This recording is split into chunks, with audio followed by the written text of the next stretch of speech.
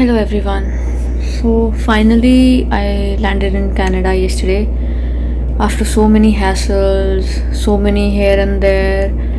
So finally I'll share my experience with you guys.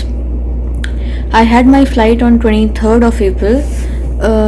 Delhi से थी मेरी फ़्लाइट 23rd को और मेरा 15 आवर्स का लेओवर था दुबई में। ये स्टार्टिंग से ही ऐसा था। जब मैंने फ़्लाइट की टिकट्स भी बुक की थी मुझे सब बोलते थे कि इतना लंबा लेओवर क्यों लिया है, कैसे मैनेज हो गया, क्या सब कुछ कैसे करोगी। सो आई वाज लाइक नहीं ठीक है, क्योंकि फ़्लाइट्स की कॉस्ट बहुत अप जा रही थी उस time. Air India, air Canada, it was like 90,000, 1 lakh and all. So this flight I was getting on a cheaper rate, so I thought, okay, let's go for Emirates. I'll take a bigger layover, I'll manage things there somehow and I'll deal with it. Okay, finally the date has come और 22nd को मैं दिल्ली आ गई थी। तो दिल्ली से मुझे ये था कि मेरे को कोविड टेस्ट करवाना है वहाँ पे एयरपोर्ट पे ही। एंड एयरपोर्ट पे इट वाज लाइक कि वहाँ पे रिपोर्ट तुम्हें 6 to 7 आवर्स में मिल जाती है। So I thought better I get the test done in.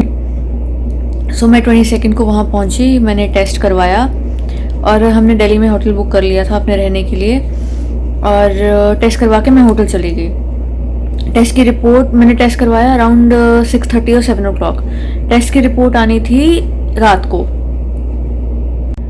Finally रात को हम लोग बैठे हुए थे, कुछ बातें कर रहे थे ऐसे ही और टेस्ट की रिपोर्ट का वेट कर रहे थे। इतने में बहुत सारे ग्रुप्स में न्यूज़ आनी शुरू हो गई about flights cancellation. Like Canadian government ने नया रूल निकाल दिया है और सारी डायरेक्ट फ़्लाइट्स उन्होंने कैंसिल कर दी हैं। तो हम भी वही सब न्यूज़ देख रहे थे अभी कि अब क्या करेंगे, फ़्लाइट्स कर कैंसिल हो गई, कैसे चलेगा सब कुछ। हमारी कल है फ़्लाइट, पता नहीं जाएगी नहीं जाएगी। अभी ये सब थोड़ी टेंशन स्टार्ट हुई थी। उतने में उधर से टेस्ट की रिपोर्ट भी आ गई अराउंड 1 o'clock। तो बहुत ज़्यादा टाइम नहीं लगा हमें कहीं पे घर पे करवाने से। वो 72 आवर्स के टाइम फ्रेम में रहने के लिए बेस्ट ऑप्शन है एयरपोर्ट से रिपोर्ट करवाना। सो वो चीज़ हमेशा अच्छी रहती है।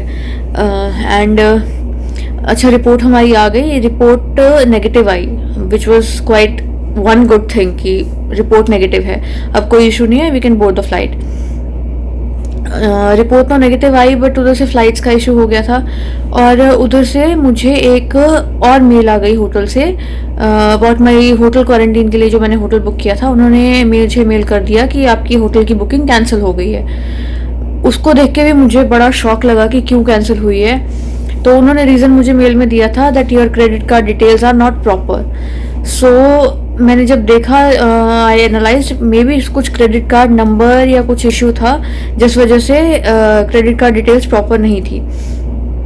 सो मैंने जो बाकी सब ग्रुप्स में यही सुना था कि जो होटल वाले हैं वो ऑन द स्पॉट पहले चार्ज नहीं करते हैं, जब हम चेक इन करने जाएंगे उस टाइम पे चार्ज करेंगे। बट मेरे होटल वालों ने पहले चार्ज करने का ट्राई कर लिया, जो कि डिटेल्स रॉन्ग होने की वजह से नहीं हो पाया और उन्होंने मेरी होटल बुकिंग कैंसिल कर दी। अब इस बात से भी मुझे और टेंशन होगी कि what do I do now. मैं अब होटल वालों को अगेन एंड अगेन कॉल कर रही हूँ, कोई कॉल का रिस्पांस नहीं कर रहे हैं वो। अब मैं सोच रही थी what do I do now. अब मैंने बाकी के होटल सर्च करना शुरू किया, अगर यहाँ पे कैंसिल हो गया मुझे कोई और होटल मिल जाए, मैं कुछ और ऑप्शन देखूं। बट मैंने हर जगह ट्राई कर लिया, गवर्नमेंट के नंबर्स, होटल्स के नंबर्स, उनकी online websites, everywhere I search, मुझे कहीं कोई रूम नहीं मिल रहा था। हर जगह सब कुछ फुल जा रहा था। जो गवर्नमेंट के नंबर थे, जहाँ पे नंबर पे कॉल करके लोग बुक करते थे होटल्स, मैंने उन पे भी कॉल किया बट वहाँ पे भी कुछ ऑप्शन अवेलेबल नहीं हो रहा था। वहाँ पे भी सब मुझे यही बोल रहे थे कि it's a weekend and all hotels are full, there is no availability, we can not do anything. All these messages I was getting and I was really tensed कि अभी पहले फ़्लाइट्स का पहले इशू हो गया है, अभी होटल का भी मेरा इशू हो गया, अब मैं क्या करूँ, मैं कहाँ जाऊँ। फिर मैंने सोचा कि इससे पहले मैं होटल जो है शेयरिंग नहीं कर रही थी।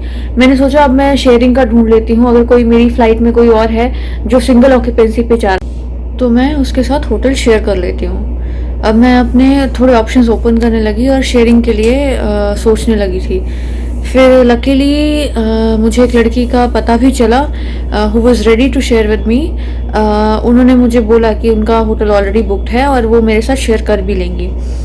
उन्होंने अपने होटल कॉल भी किया उसके लिए, उन्होंने डबल ऑक्यूपेंसी कर भी दिया, बट डबल ऑक्यूपेंसी होने के बाद the charges should have been around 1400, but वहाँ पे भी कुछ इशू हो गया and it went up to like 2800। तो वो जो डबल ऑक्यूपेंसी का दिखाना था वो ऑलरेडी डबल होके दिखा रहा था। Don't know what was the reason, what happened there. वो भी अपने होटल के साथ बात करते रहे, 1.5-2 घंटा हमें उनके साथ लगा कि सब चीज़ें सॉर्ट आउट करने में, बट वो कुछ भी नहीं हो पा रहा था। Then I told her that you don't spoil your thing because of me, just make it a single occupancy again, I will see what I will do and you just continue with your thing, just be normal. So she was like, okay fine, I'll check.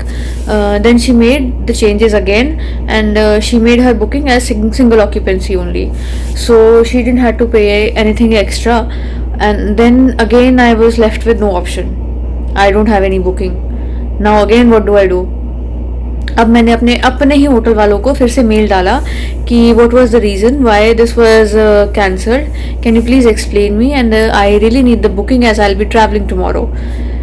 So then they replied that there was some issue with the credit card details, you provide us with the details and we can book the room again for you, the booking will be in place.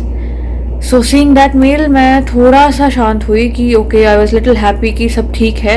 मैंने उनको फिर से अपनी proper credit card details भेजी और जब मैंने उनको डिटेल्स भेजी उन्होंने इमीडिएटली मुझे सारा अमाउंट चार्ज कर लिया। वो भी थोड़ा शौक तो था मुझे कि जब सब बोल रहे कि चेक इन के टाइम पे चार्ज होता है, बट मुझे इन्होंने स्टार्टिंग में ही चार्ज कर लिया। मुझे वो भी डर था कि अब एक तरफ फ़्लाइट कैंसिल हो गई है, पता नहीं फ़्लाइट मुझे कल मिलेगी या नहीं मिलेगी, और होटल वालों ने फुल चार्ज भी कर लिया है जो कि नॉन रिफंडेबल है। सो अब दोनों तरफ की टेंशन थी, but we had to manage it somehow. तो इन सब बातों में ही ऑलमोस्ट पूरी रात निकल गई थी।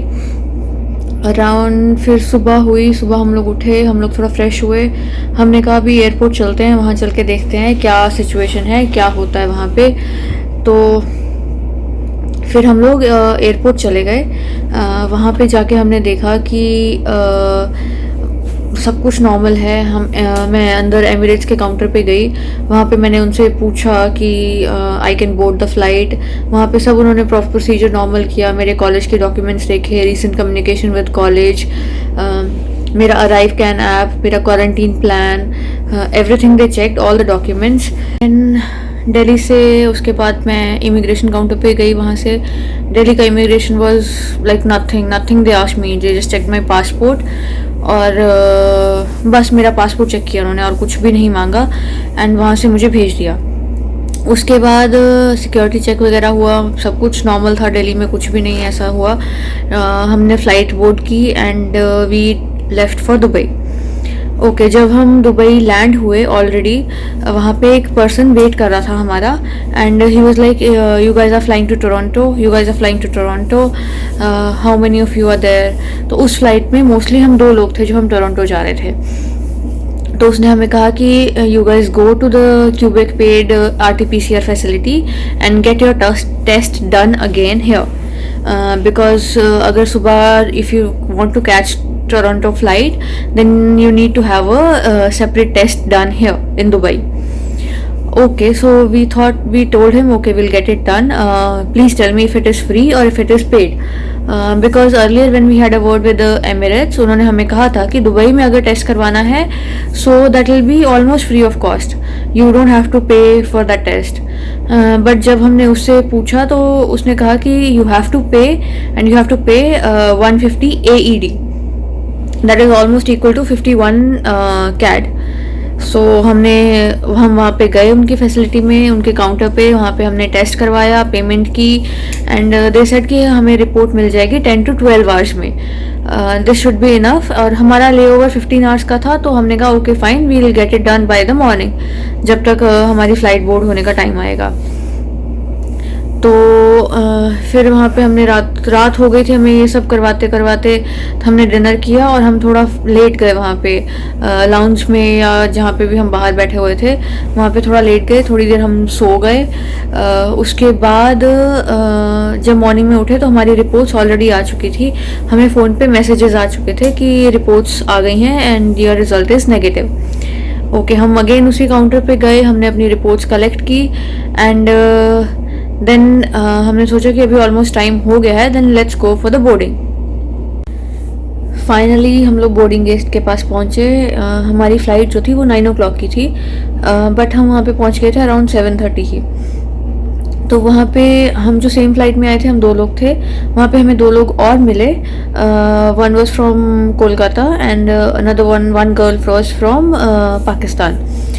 बट इंडिया पाकिस्तान दोनों का सेम इशू था कि students were not allowed, people were not allowed to board the flight from these countries. वही जो कैनेडियन गवर्नमेंट ने बैन लगाया था। But then somehow then we went for the boarding, all 4 of us, and they said that we cannot board the flight because the test which was done inside Dubai airport will not be valid, and we had to go out of the airport. हमें Dubai का visa लेना था और बाहर जाके हमें वो test करवा के आना था, तभी वो वैलिड होगा। फिर हमने उनको कहा कि आपने हमें पहले क्यों नहीं ये चीज़ बताई। इट वाज लाइक कि हमारी वहाँ पे उनके साथ फाइट हो रही थी लिटरली, कि आपने हमें ये चीज़ पहले क्यों नहीं बताई, हमारे पास टाइम भी था, maybe we could have manage something. और अगर जाना भी पड़ता बाहर वीज़ा लेके, हम कैसे जाते। ये सब चीज़ें, ऑप्शंस हमें आपको पहले बताने चाहिए थे। दिल्ली से जब हमने बोर्ड की तब उन्होंने तब तो कहा था कि कोई। Then finally we landed in Canada, the city of dreams, country of dreams. तो यहाँ पे भी सब कुछ इजीली हो गया, इमिग्रेशन प्रोसीजर एंड सब कुछ। वहाँ पे सब जगह लोग खड़े होते हैं जो तुम्हें गाइड करते रहते हैं, इस तरफ जाना है, इस तरफ जाना है। हम लोग सबसे पहले इमिग्रेशन काउंटर पे गए। मुझसे उन्होंने कुछ ज़्यादा डिफ़िकल्ट नहीं पूछा। इट्स जस्ट दैट कि तुम्हारे डॉक्यूमेंट्स जो हैं वो सारे कंप्लीट प्रॉपर होने चाहिए तुम्हारे पास, तुम्हारा डॉक्यूमेंट कोई भी मिसिंग नहीं होना चाहिए। उन्होंने मेरे से मेरा पासपोर्ट, कॉलेज का ऑफर लेटर, मेरा कॉलेज का enrolment letter, POE letter, yeah, and that's all. These documents he asked me. Then he asked me to show my quarantine. He asked me like 11 days का quarantine कहाँ पे है, hotel कौन सा book किया हुआ है, अराइव कैन दिखाने को बोला उसने मुझे, बस ऑल ये सब पूछा। And then he told me that I need to go to the public health officer, जहाँ पे वो मेरे से मेरे क्वारंटीन की डिटेल्स लेंगे। फिर मैं पब्लिक हेल्थ ऑफिसर के पास चली गई। उन्होंने भी मुझसे सारी डिटेल्स ली कि कौन सा होटल है, कौन सा क्या सब डिटेल्स हैं। बाई चांस यहाँ पे मेरे साथ ये इशू हुआ कि जो मेरी होटल की बुकिंग पहले कैंसिल हो गई हुई थी, इन्होंने मुझे बोला कि अपनी कंफर्मेशन मेल दिखाओ। सो मैं प्रिंट भी लेके गई हुई थी इसका। पहले मैंने इनको प्रिंट दिखाया मेल का, बट इन्होंने कहा कि जो ईमेल आपकी मेल आईडी में आई है मुझे वो दिखा दीजिए। सो मैंने वो दिखाई। उन्होंने खुद ही वहाँ पे क्लिक करके कंफर्मेशन बुकिंग पे देखा। तो जब वो कंफर्मेशन पे गए तो वो booking reference number already cancel हो चुका था, जो पहले मेरी क्रेडिट कार्ड डिटेल्स प्रॉपर नहीं थी उस वजह से। तो इनको डाउट हुआ कि they were not sure कि बुकिंग है या नहीं है। so they just wanted to make sure that I have a proper booking in place and I don't land in a wrong place. So वो थोड़ा सा मुझे, so I went towards that department. वहाँ पे मुझे एक पर्सन ने पूछा कि आप अपनी वो मेल दिखाइए, क्योंकि उनको उन स्टिकर्स का मतलब पता ही होता है। मेरे पासपोर्ट पे ब्लू स्टिकर उन्होंने लगाया था, सो दे अंडरस्टूड कि there is some issue with the hotel booking, so they just went there. तो उन्होंने मुझे पूछा कि आप अपने होटल से बात कीजिए, मुझे कंफर्मेशन मेल दिखा दीजिए कि आपकी बुकिंग की होटल की बुकिंग कंफर्म्ड है, वो सब मुझे कंफर्म कर दीजिए। फिर मैंने अपने होटल वालों को फिर से कॉल किया, वो कॉल नहीं पिक कर रहे थे। Again same issue, they were not picking up my call, the number which I had. Then he told me कि आप that officer gave me his own phone and he had some other number in that for the same holiday inn. उन्होंने मुझे बोला कि इस वाले पे call करो। अपना फ़ोन उन्होंने मुझे दे दिया। और होटल वाले यहाँ पे बहुत लॉन्ग टाइम वेटिंग रखते हैं। पहले उन्होंने मेरा कॉल इतनी देर के बाद उठाया, फिर मैंने उनको सारी सिचुएशन एक्सप्लेन की। फिर उन्होंने बोला मुझे कि मैंने उनको बोला कि मुझे कंफर्मेशन मेल भेज दीजिए।